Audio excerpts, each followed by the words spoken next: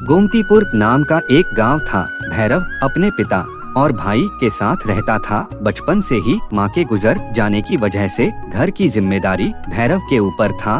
काम भैरव को ही करनी थी, इसलिए वह वहाँ स्थानीय रेलवे में कुली का काम किया करता था। वैसे तो भैरव पढ़ा लिखा इंजीनियर था। आज सुबह से हमारे स्टेशन पर एक भी ट्रेन नहीं आई है।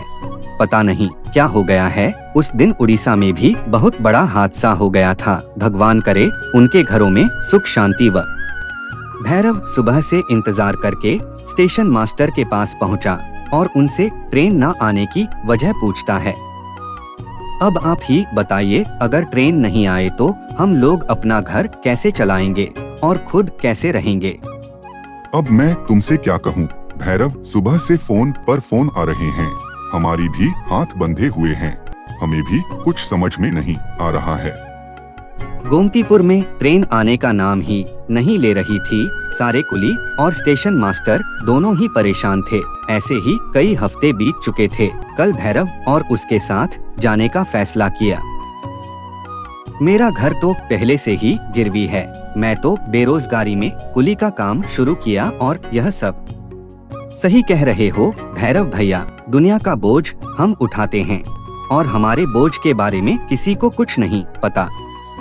क्या बताऊं बेटा, मेरा तो उम्र भी 60 की है। मेरे घर पर एक अपाहिज बच्चा है जिसके लिए मैं काम करता हूं। अगर यह ऐसा ही चला तो भूखे मर जाएंगे। सबको स्टेशन मास्टर गलती से जा पहुंचा। वाह, बाहर कितना अच्छा मौसम है, बारिश हो रही है। मैं थोड़ा गेट के करीब जाकर देखता हूँ। मॉम डैड जब तक खाना खा रहे हैं तब तक तो मैं देख लूँगा। वह बच्चा जैसे ही उसके करीब पहुंचा, ट्रेन का सेंसर बहुत तेजी से बजने लगा। तभी ट्रेन के सारी यात्री यहाँ वहाँ देखने लगे। बच्चा गेट के पास पहुँचा ही था, ट्रेन का गेट अपने आप ही बंद हो गया। मेरा बच्चा, धन्यवाद इस ट्रेन का लाख लाख शुक्रिया। तुम्हें ध्यान देना चाहिए। मैं एक पल के लिए खाना खाने के लिए क्या चला गया, देखो सब पलट गया। लोग उस बुलेट ट्रेन से बड़े खुश थे, लेकिन उन व्यापारियों ने टिकट की प्राइस बहुत ज्यादा बढ़ा दी, जिससे गरीबों की बहुत परेशानी होने लगी। यह सब भैरव को देखा नहीं गया और वह उस व्यापारी के पास पहुंच गया।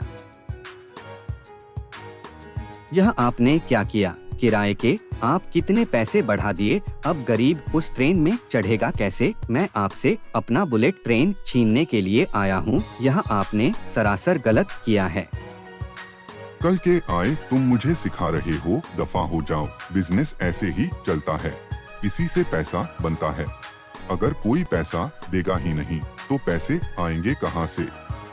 भैरव को यह बात बहुत बुरी लगी। उसने कई सारे पत्र सरकार को लिखे ताकि व्यवस्था ठीक हो जाए, लेकिन उसका कोई भी सुनने वाला नहीं था। एक दिन उसी की व्यापारी की पत्नी और बच्चे उस बुलेट ट्रेन में सफर कर रहे थे और उस व्यापारी की पत्नी अचानक ट्रेन में बीमार हो जाती है, जिसे व्यापारी देखकर बहुत ही डर जाता है। इधर उधर जाकर चीखने और चिल्लाने लगता है।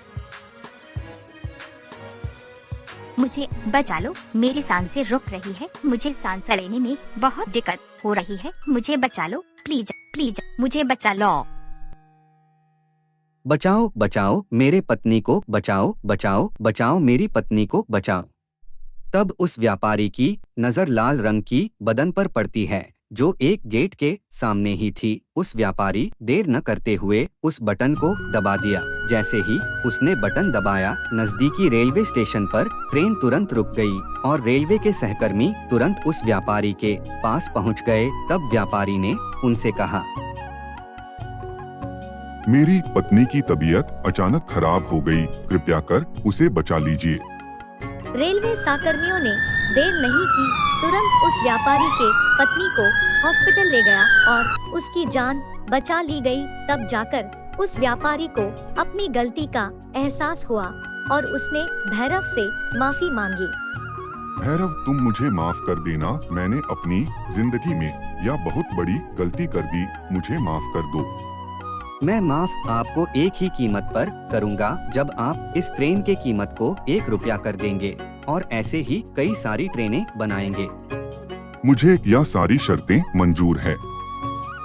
इस बिजनेसमैन ने कई सारे बुलेट ट्रेन भैरव से बनवाए और रेलवे का भैरव को सबसे बड़ा अधिकारी घोषित कर दिया। ट्रेन के किरायों को घटाकर 1 रुपया कर दिया गया। 1 रुपया के बुलेट ट्रेन में अब सभी लोग सफर कर सकते थे, चाहे वह अमीर हो या गरीब। सारे लोग अपना खुशी खुशी उस बुलेट ट्रेन से सफर करने लगे। बुलेट ट्रेन का असली कर्ता धर्ता भैरव ही था। बिजनेसमैन ने उस भैरव को अपना क्रेडिट दिया। सभी लोग उस गांव में खुशी खुशी रहने लगे।